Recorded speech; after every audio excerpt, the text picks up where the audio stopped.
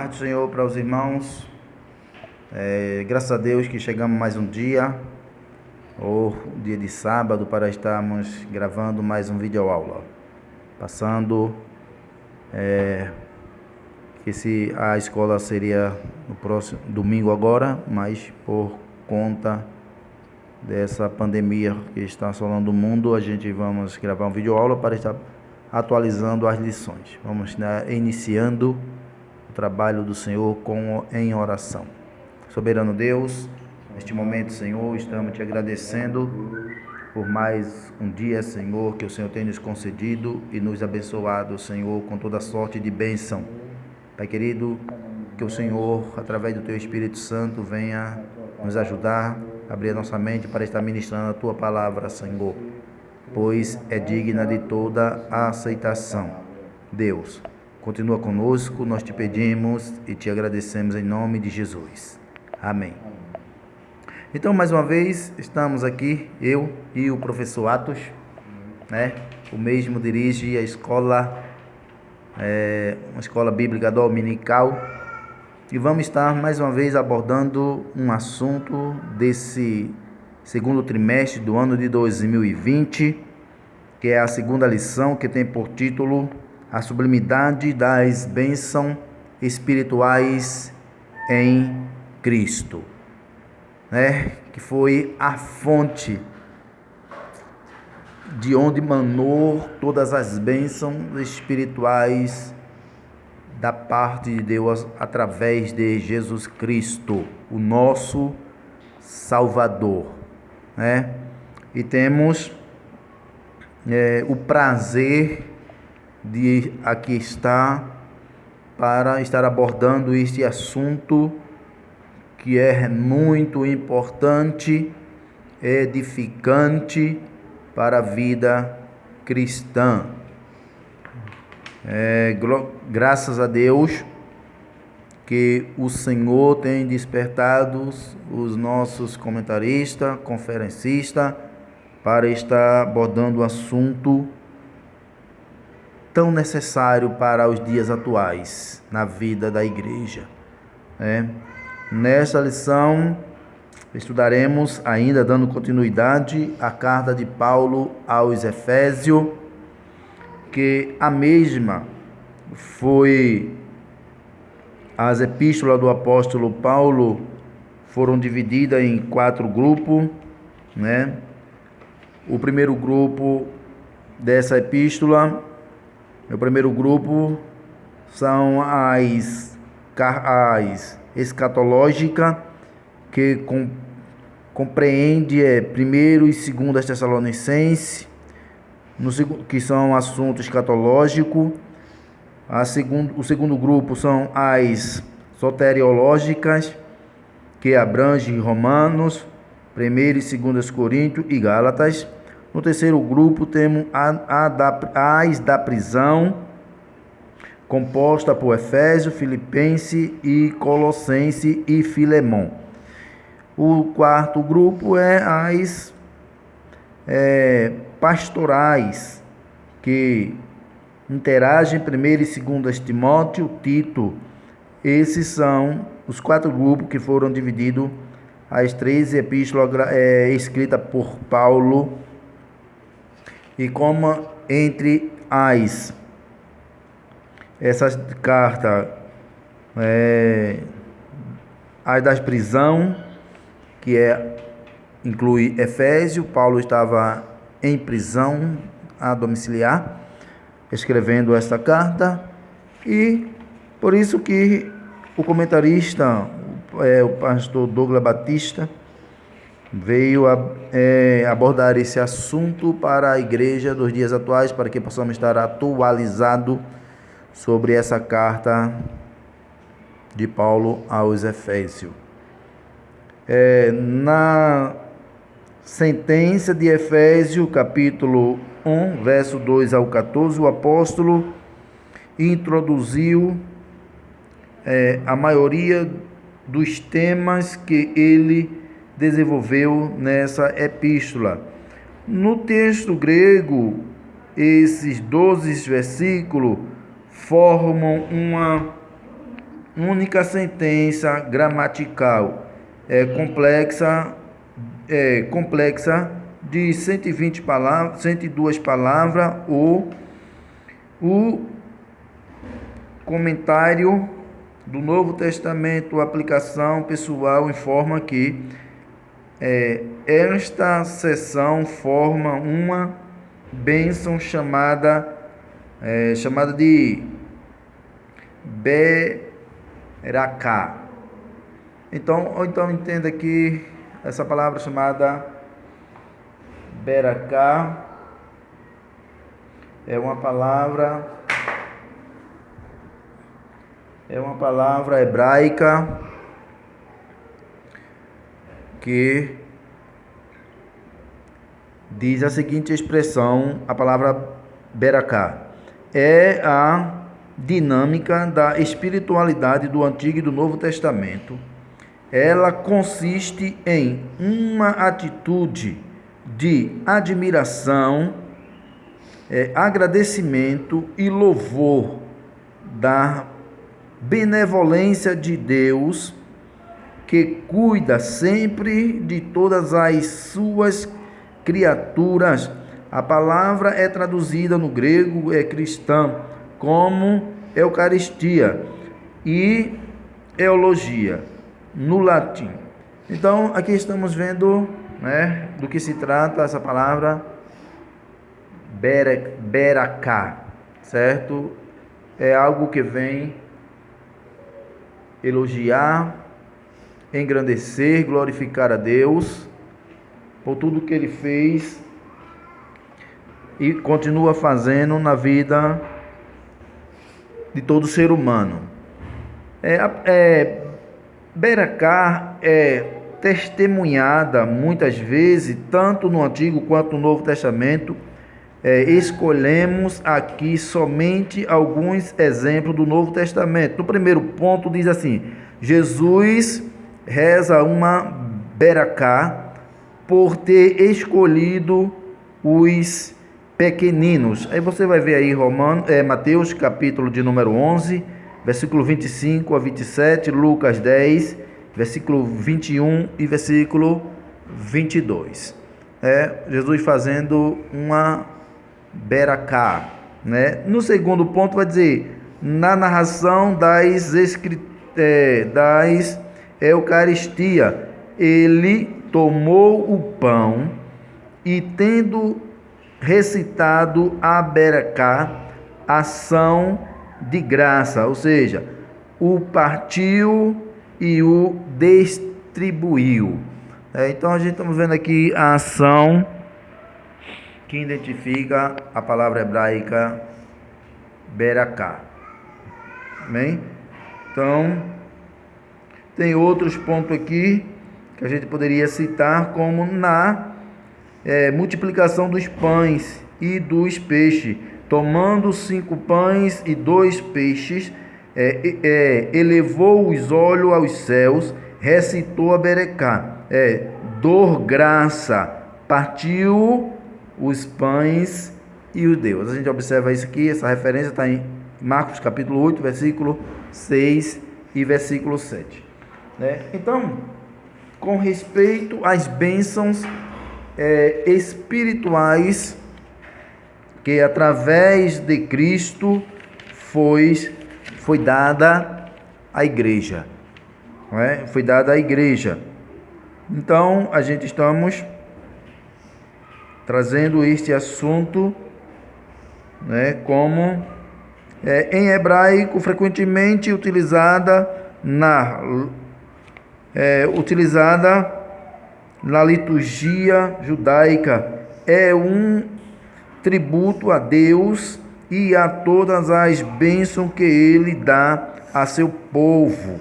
Essa assertiva retifica que toda a boa dádiva procede de Deus e que somente Ele deve ser glorificado.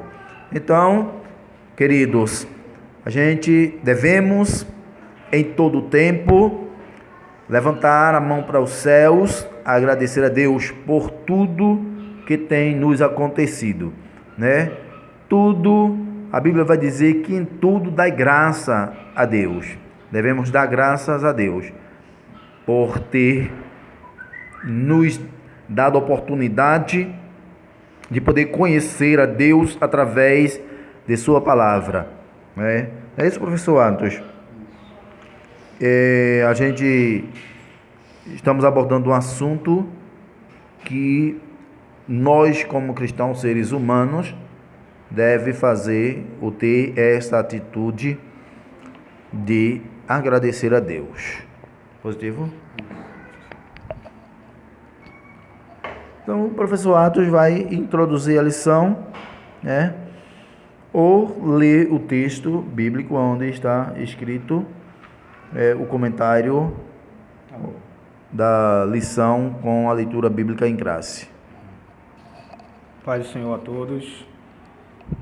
Para quem não tem a lição, a leitura bíblica em classe encontra-se em Efésios, capítulo 1, versos 3 e 4, depois os versículos 9 ao 14, que vai dizer assim: Bendito Deus e Pai de nosso Senhor Jesus Cristo, o qual nos abençoou com todas as bênçãos espirituais nos lugares celestiais em Cristo, como também nos elegeu nele antes da fundação do mundo, para que fôssemos santos e irrepreensíveis diante dele em amor, descobrindo-nos o mistério da sua vontade, segundo o seu beneplácito, que propusera a si mesmo, de tornar a congregar em Cristo todas as coisas, na dispensação da plenitude dos tempos, tanto os que estão nos céus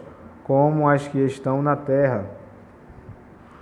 Nele digo, em quem também fomos feitos herança, havendo sido predestinados conforme o propósito daquele que faz todas as coisas segundo o conselho da sua vontade, com o fim de sermos para o louvor da sua glória, nós, os que primeiro esperamos em Cristo, em quem também vós estáis, depois que ouvistes a palavra da verdade, o evangelho da vossa salvação, e tendo nele também crido, fostes selados com o Espírito Santo da promessa, o qual é o penhor da herança, para a redenção da possessão de Deus, para o louvor da sua glória. A gente vai ler também a introdução. Vai dizer assim: nesta lição vamos abordar a grandeza, a excelência e a perfeição do projeto divino para conceder bênçãos espirituais aos seus escolhidos.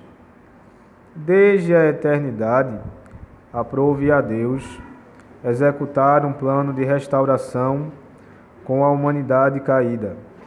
Por isso que, na carta, o apóstolo Paulo se mostra profundamente agradecido pela revelação do mistério que estivera oculto desde todos os tempos.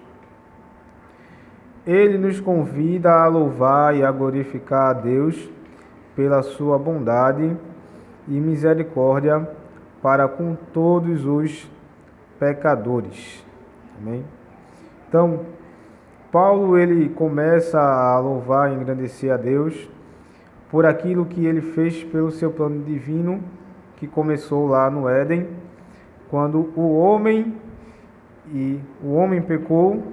Deus fez uma promessa à humanidade dizendo que a serpente do fruto da mulher viria um que feriria a cabeça da serpente e ela feriria o calcanhar dele, já profetizando sobre a vinda de Cristo, que iria reconciliar o mundo com Deus.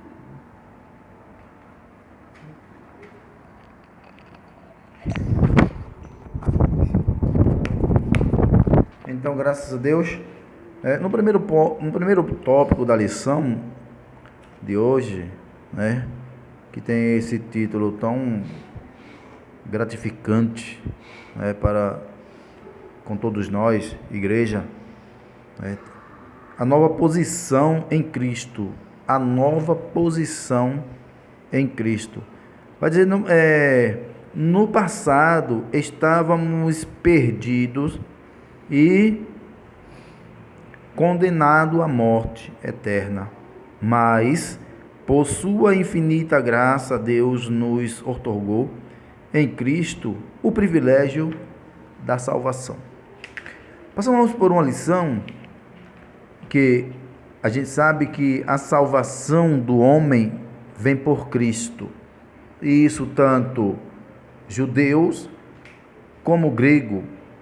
Isso foi uma promessa de Deus feita desde o Antigo Testamento, principalmente quando ele falou com Abraão, no capítulo de número 12.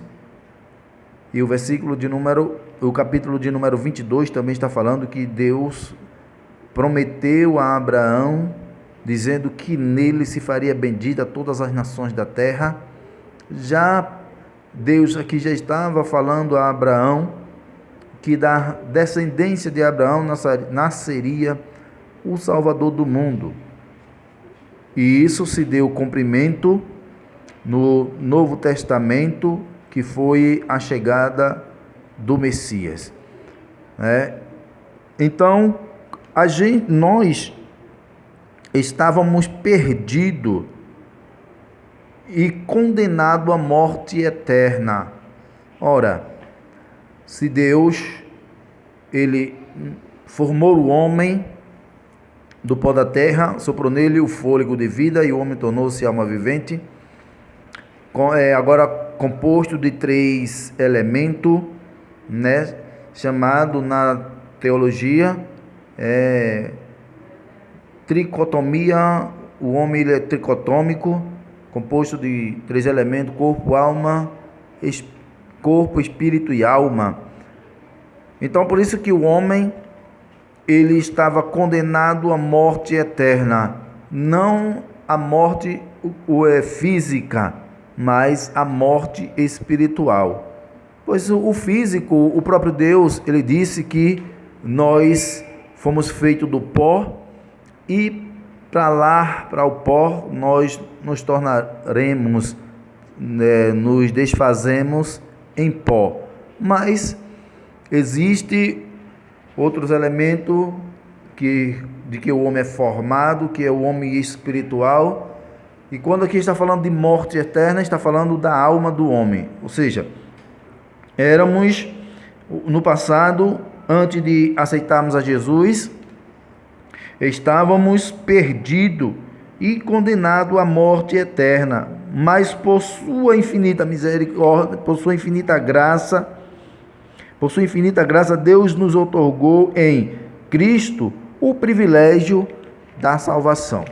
Isso é como o professor Atos, na lição passada, ele recitou sobre a atitude do homem para adquirir a salvação, que é chamado de 4 passos que o homem tem que dar para adquirir a salvação, que é reconhecer que é pecador, reconhecer o sofrimento de Cristo na cruz do Calvário e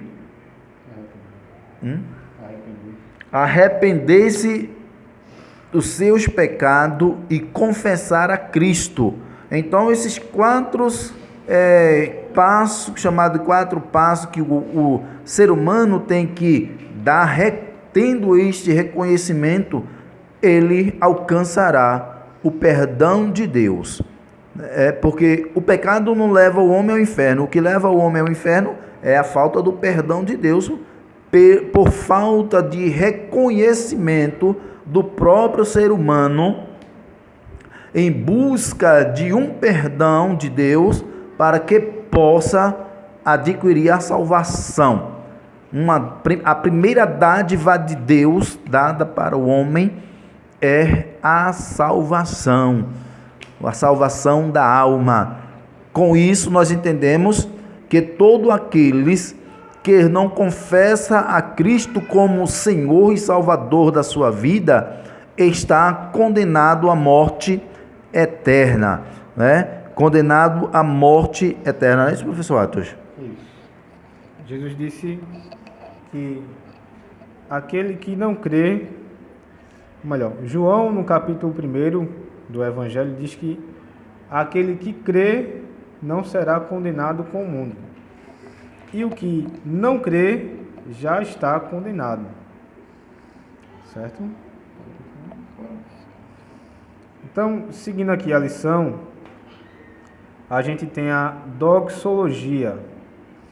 Então, a gente vai entender o que é doxologia a partir do contexto da aula, que diz assim: após expor os versículos de abertura da epístola, que são os versículos 1 e 2, onde ele se apresenta, o apóstolo Paulo apresenta uma sequência de texto que se caracteriza pela verdadeira adoração e bondade ativa de Deus. Então, antes da gente continuar, vamos contextualizar a situação de Paulo. Paulo, ele estava em uma prisão domiciliar, onde alguns irmãos podiam visitar ele, e depois daquilo ali, ele seria condenado. E ele já sabia disso. A Bíblia diz que Deus não faz nada sem revelar aos seus profetas. Então Paulo já sabia que ele seria morto. Mas vê o que ele diz. Ele diz assim, no versículo 13, ele diz assim: bendito o Deus e Pai de nosso Senhor Jesus Cristo. Ele começa a engrandecer a Deus. Bendito significa digno de louvor. Ele está dizendo, mesmo na situação em que ele estava, ele está dizendo, Deus é bendito, Deus é digno de louvor. O apóstolo continua até o versículo 14, por meio de um maravilhoso tributo ao Eterno e suas muitas bênçãos concedida aos homens. Nesse trecho bíblico, trata-se de um hino teológico de gratidão, caracterizado pela repetição do seguinte refrão: para o louvor de sua glória, para o louvor e glória da sua graça, verso 6, para louvor da sua glória, versos 12 e 14, aquele ao qual devemos adorar está identificado na expressão Deus e Pai de Jesus Cristo. Uma clara referência à Santíssima Trindade, com ênfase na natureza divina de Jesus, seu Filho. Então, a doxologia é um tributo, ou seja, que agradece a Deus pelas suas bênçãos. Então, Paulo, nos versículos do 3 ao 14, ele começa a agradecer a Deus pelas bênçãos espirituais que ele nos concede. Embora Paulo não estivesse desfrutando naquele momento de nenhuma bênção material, ele estava desfrutando de bênçãos espirituais. Então, ele estava desfrutando ali da graça de Deus, da presença de Deus, da certeza da salvação, que a gente vai explanar aqui a partir do segundo subtópico. As bênçãos espirituais. Obviamente, as bênçãos espirituais não são materiais, mas provenientes dos lugares celestiais. Isto é do reino espiritual. As bênçãos são mencionadas na longa passagem de Efésios 1, do 3 ao 14, tais como: Deus nos elegeu para sermos santos. Versículo 4. predestinou-nos para sermos filhos. Verso 5 do capítulo 1. Nos fez agradáveis para si. Verso 6. Ou seja, Deus, Ele nos limpou para que a gente pudesse estar diante dEle. Remiu-nos por meio do sangue de Cristo. Verso 7. Acolheu-nos por sua vontade redentora. Versos do 8 ao 12. Revelou-nos a palavra da verdade. Versículo 13, a parte A. Selou-nos com o espírito da promessa, que é o verso 13, parte B. Ainda garantiu a validade da promessa. Está no verso 14, que vai dizer assim: o que é o penhor da nossa herança, para a redenção da possessão de Deus, para louvor da sua glória.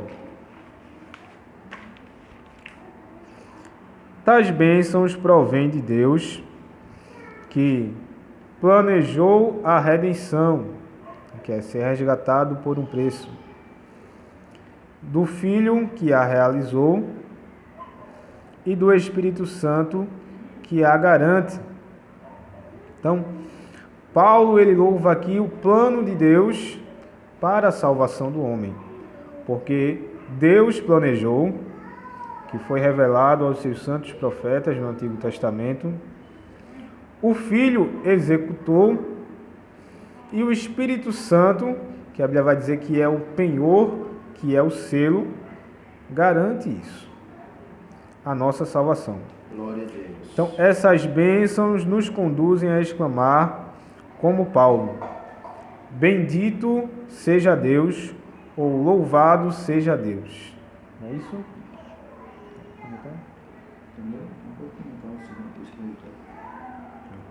Então, e o terceiro subtópico, a nossa nova condição. Então, a nossa nova condição, resumindo, primeiro, ela nos leva a adorar a Deus. Porque um homem arrependido, ele tem muito a agradecer a Deus pelo perdão que ele nos concede. Porque ele nos remiu, nos justificou, nos santificou, como a gente viu na última lição do trimestre passado. Então, nos tornou apto a estar na sua presença. Segundo, Deus ele nos dá as bênçãos espirituais, que é desfrutar da sua graça, do seu amor, da sua misericórdia. E temos a nossa nova condição. A expressão em Cristo significa que somos abençoados com toda a bênção espiritual, a partir de sua pessoa e obra realizada no Calvário. Vamos ler em João, capítulo 1 e o verso 3. João 1 e o verso 3. Nosso dirigente ele vai ler conosco João 1, verso 3. João capítulo 1, versículo 3, diz a seguinte expressão: todas as coisas foram feitas por Ele, e sem Ele nada do que foi feito se fez. Glória a Deus. Então, e relaciona-se ainda com a nossa experiência de conversão a Ele. Está lá em 2 Coríntios 5:17, que diz: aquele que está em Cristo, nova criatura é, as coisas velhas se passaram, eis que tudo se fez novo. Então, a nossa nova condição diante de Deus nos leva a ser uma nova criatura. Então, essa nova vida é conferida somente para quem está em Cristo. Glória a Deus. Isto é o oposto da antiga vida em Adão, escravizada pelo pecado. Então, o principal aqui desse tópico é estar em Cristo. A Bíblia vai nos dizer que é impossível o homem servir a dois senhores, pois vai agradar a um e aborrecer a outro. Então, não adianta a gente levantar as nossas mãos, agradecer a Deus pelas bênçãos, se eu não estou em Cristo, eu não estarei desfrutando dessas bênçãos que Ele nos proporciona. Então, se eu estou na igreja, se eu estou levantando as minhas mãos, mas só que eu divido aquilo que eu tenho com outro senhor, com o mundo, com as coisas que não agradam a Deus, você está agradando ao diabo. Mas aquele que está em Cristo, nova criatura é. Então, existe uma necessidade do crente, além de, depois de ter dado os passos para a salvação, ele continuar em Cristo. Então, Paulo também vai dizer em 1 Coríntios 15, 57, portanto, meus amados irmãos, sede firmes, constantes, sempre abundantes na obra do Senhor, sabendo que o vosso trabalho não é vão. Então, precisamos continuar em Cristo. Infelizmente, muitos que estão na igreja estavam em Cristo, mas hoje partilham das coisas com o mundo, e isso não agrada a Deus. E ele perde de desfrutar das bênçãos espirituais. E a Bíblia vai dizer também, não entristeçai o Espírito Santo que habita em vós. Porque as nossas atitudes podem levar ao Espírito Santo se afastar da nossa vida e, além de perder, desfrutar as bênçãos de Deus aqui na terra, a gente perde o selo, que é a marca que garante a nossa salvação, que é o Espírito Santo. Então, continuando, portanto, nossa nova posição é caracterizada pela salvação em Cristo, e por isso desfrutamos de todos os benefícios advindos dessa redenção. Então aqui, meus irmãos, fica entendido, acordado o assunto de que o homem não precisa de tanta coisa ou de muitas coisas para a salvação. A salvação, ela veio por meio de Cristo para todo aquele que reconhece que é pecador e que Deus projetou a salvação como escape para aquilo que a gente falou lá a princípio, o escape da morte eterna. Por meio de Cristo é aonde o homem pode encontrar essa âncora, certo? Para ancorar a sua vida em Jesus Cristo. Jesus, ele é o meio projetado por Deus para que o homem venha a ser salvo e desfrutar dessa bênção. A primeira dádiva é a salvação. Após o reconhecimento, após todo esse processo de reconhecimento, o homem passa a desfrutar dessa primeira dádiva de Deus, dada ao homem pecador. Segundo tópico da lição, temos um título nela acordado pelo comentarista da lição: uma vida cristocêntrica neste mundo. O que isso vem dizer? Uma vida cristocêntrica neste mundo. Então, vamos entender da seguinte forma: embora o pecado tenha adentrado ao mundo, Deus projetou a primazia de Cristo na remissão dos pecadores e na restauração de todas as coisas para o louvor de sua glória. Então, quando Deus formou o homem, e existe diversos questionamentos: por que Deus criou o homem se sabia que o homem iria pecar? Existem várias pessoas que questionam isso ou indagam, se Deus sabia de tudo isso, por que Deus fez? Ou seja, para que?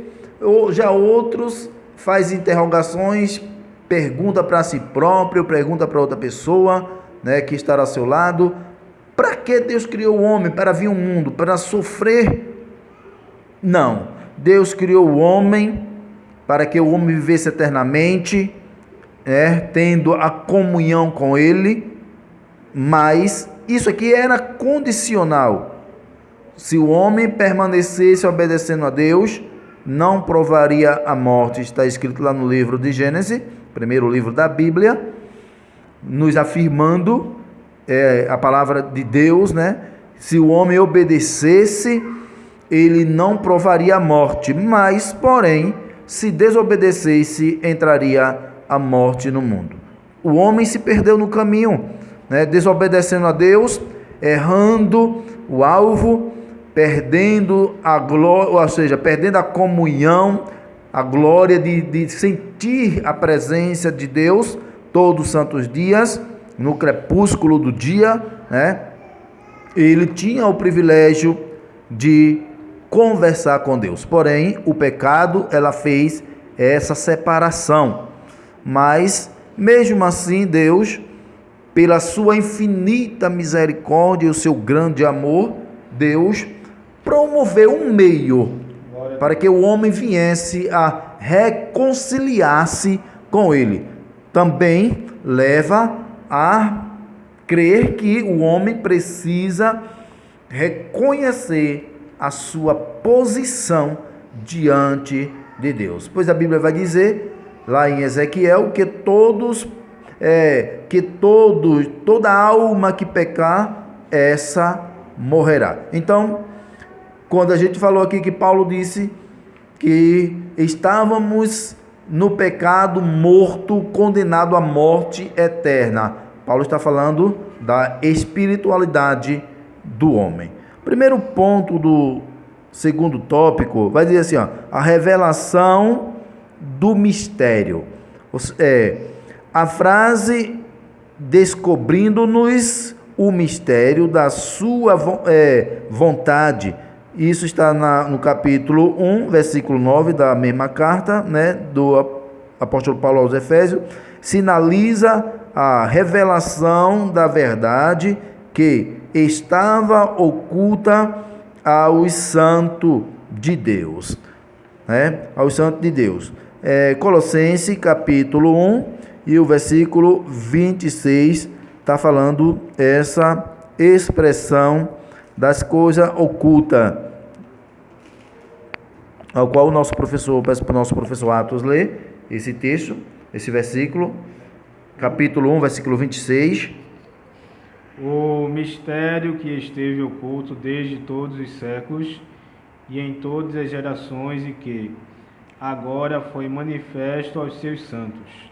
Essa verdade diz respeito aos decretos eternos que Deus planejara por sua soberana vontade com o propósito da salvação aos pecadores. João capítulo 3, versículo 16, diz: porque Deus amou o mundo de tal maneira que deu o seu Filho unigênito, para que todo aquele que nele crê não pereça, mas tenha a vida eterna. Só que existe um crer por parte da humanidade, que é acreditar que Deus existe, ou que Jesus Cristo passou por este processo para que o homem adquirisse a salvação nele.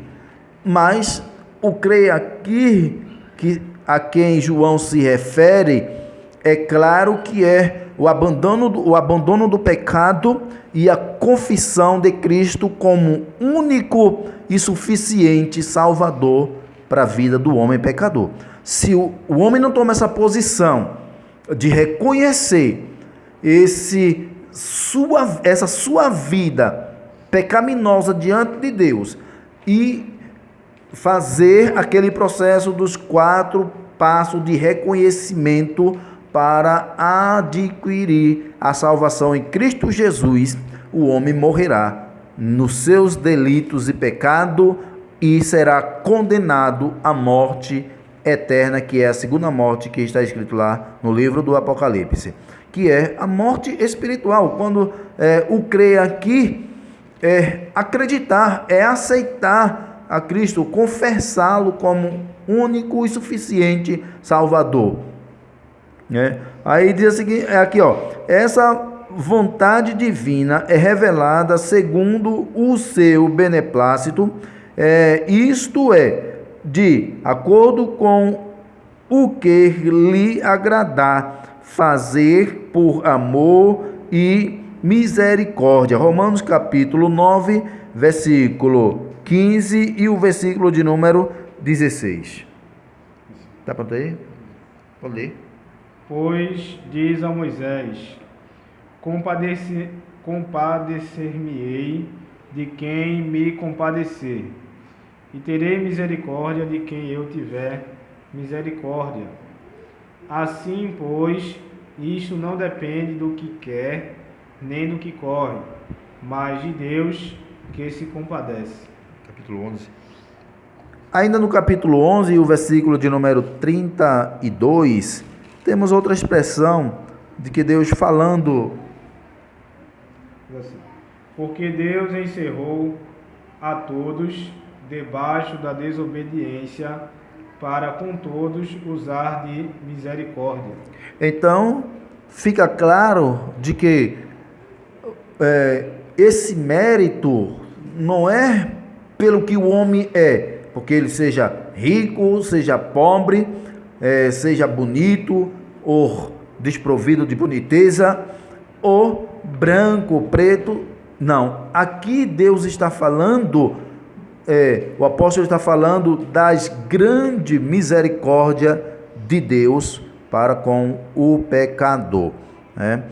E assim, sua vontade foi executada conforme o seu desígnio por intermédio de Cristo, para que o Filho em tudo tivesse a preeminência. Colossenses capítulo 1, versículo 16 ao versículo 20. Pode ler. Porque nele foram criadas todas as coisas que há nos céus e na terra, visíveis e invisíveis, sejam tronos, sejam dominações, sejam principados. Glória a Deus. Sejam potestades. Glória a Deus. Tudo foi criado por ele e para ele. E ele é antes de todas as coisas, e todas as coisas subsistem por ele. E ele é a cabeça do corpo da igreja, é o princípio e o primogênito dentre os mortos, para que em tudo tenha a preeminência, porque foi do agrado do Pai que toda a plenitude nele habitasse, e que, havendo por ele feito a paz pelo sangue da sua cruz, por meio dele reconciliasse consigo mesmo todas as coisas, tanto as que estão na terra como as que estão nos céus. Então, meus queridos, entenda de uma vez por toda, apesar de ter as divergências de pensamentos no mundo, né, com respeito à vida de Cristo, mas, como eu falei, quando João diz para que todo aquele que nele crê não pereça, mas tenha a vida eterna, está falando da crendice que você tem que ter em Jesus e reconhecer que tudo foi feito por Ele e para Ele. A Bíblia vai dizer lá em João capítulo 1, vai dizer que no princípio Ele era o verbo, e o verbo estava com Deus, né, e o verbo era Deus, né, o verbo era Deus. Então, Jesus está lá desde o princípio. Não adianta as pessoas com as suas descrendices na pessoa bendita de Jesus, e outros desfazerem de sua natureza de Deus, e verdadeiro homem veio ao mundo, não é, para que o mundo visse o próprio Deus nele, por amor, por misericórdia, longanimidade e bondade, né, ele trouxe aos homens. No segundo subponto, vai dizer assim, a plenitude dos tempos. Paulo revela que o plano divino se fez, fazer convergir em Cristo todas as coisas. Capítulo 1, versículo 10 da carta de Paulo aos Efésios. Isso inclui tudo o que foi criado por Cristo, para Cristo, e o que subsiste